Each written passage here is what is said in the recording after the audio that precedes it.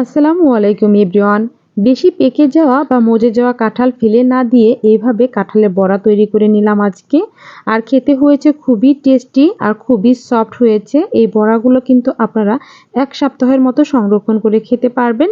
আর normal বড়া থেকে এই বড়াগুলো খেতে খুবই টেস্টি হয়েছে, কারণ এর ঘ্রাণ ছিল খুবই সুন্দর। আর আপনারা যারা কাঁঠাল পছন্দ করেন না তারা কিন্তু এইভাবে বড়া তৈরি করে খেতে পারবেন।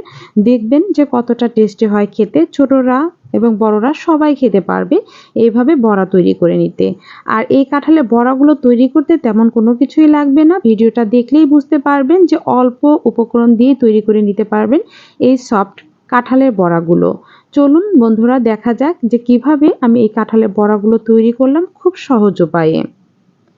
প্রথমে আমি দেখুন এখানে অনেকগুলো পাকা কাঁঠাল নিয়েছি। এই কাঁঠালটা বেশি পেকে গিয়েছিল, সেই কাঁঠাল নিয়েছি আর বিচি ফেলে দিয়ে এখন আমি এই শুধুমাত্র কাঁঠালের অংশটা ব্লেন্ডারে নিয়েছি এবং ব্লেন্ড করে নিলাম।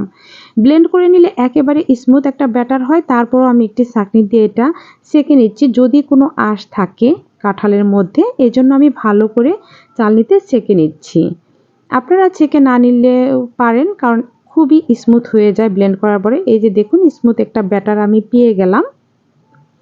কাঁঠালের মিষ্টি অনুযায়ী আপনারা চিনিটা অ্যাড করবেন, যেহেতু আমার কাঁঠালটা প্রচুর মিষ্টি ছিল। তারপর 1/2 কাপ চিনি আমি দিয়ে দিলাম। আর এখানে প্রথম পর্যায়ে 1 কাপ পরিমাণে ময়দা দিয়ে দিলাম, সামান্য পরিমাণে লবণ। এখন হাত দিয়ে ভালো করে মেখে আমি রেখে দেব 10 মিনিটের জন্য, যাতে করে এই চিনির দলাগুলো ভালো করে গলে যেতে পারে। এরপরে আমি আরও 1 কাপ ময়দা এখানে অ্যাড করব। আপনারা এখানে ময়দা বা চালের গুঁড়া দুটো মিশিয়ে অ্যাড করতে পারেন, কিন্তু শুধু চালের গুঁড়োটা অ্যাড করবেন না, তাহলে প্রচুর পরিমাণে শক্ত হয়ে যাবে, খেতেও ভালো লাগবে না। আমি আরও 1 কাপ ময়দা নিচ্ছি। পুরো ময়দাটা দিয়ে এখন ভালো করে হাত দিয়ে মাখিয়ে নেব। একেবারেই সহজ এবং অল্প উপকরণ দিয়েই তৈরি করে নেওয়া যায় এই বড়াগুলো। আপনারা নর্মালি যেরকম তালের বড়া তৈরি করেন সেভাবেই কিন্তু এটি তৈরি করে নিচ্ছি। এখানে শুধুমাত্র কাঁঠাল দেখুন, আমি কিন্তু ব্যাটারের ঘনত্বটা দেখিয়েছি, অনেকটা ঘন পরিমাণে হয়েছে।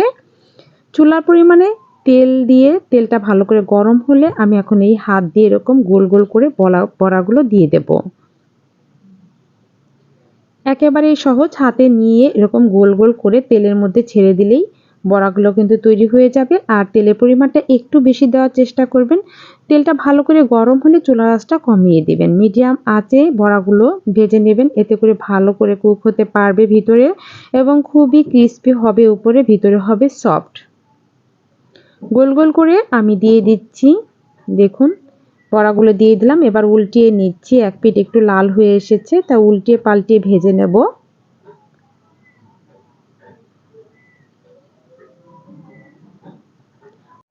এ পর্যন্ত এখনো যারা একটু লাইক দেননি তারা অবশ্যই একটি লাইক দিয়ে দেবেন, আমার পাশে থেকে সাপোর্ট করবেন। এরকম নতুন নতুন এবং সহজ সহজ রেসিপি পেতে হলে অবশ্যই আমাকে ফলো বা চ্যানেলটা সাবস্ক্রাইব করে রাখতে পারেন। উল্টিয়ে পাল্টিয়ে আমি ভেজে নিচ্ছি। দেখুন কাঁঠালের বড়াগুলো কিন্তু প্রায় হয়ে এসেছে। এখনই আমি তুলে নেব তেল ঝরিয়ে। উল্টিয়ে পাল্টিয়ে আপনারা ব্রাউন কালার করে ভেজে নেবেন। খুবই সহজ এবং এই বড়াগুলো খেতে খুবই টেস্টি। আমি তেল ঝরিয়ে তুলে নিচ্ছি। দেখুন বন্ধুরা, তৈরি হয়ে গেল পাকা কাঁঠালের বড়া। খুবই সহজ রেসিপিতে দেখানোর চেষ্টা করেছি।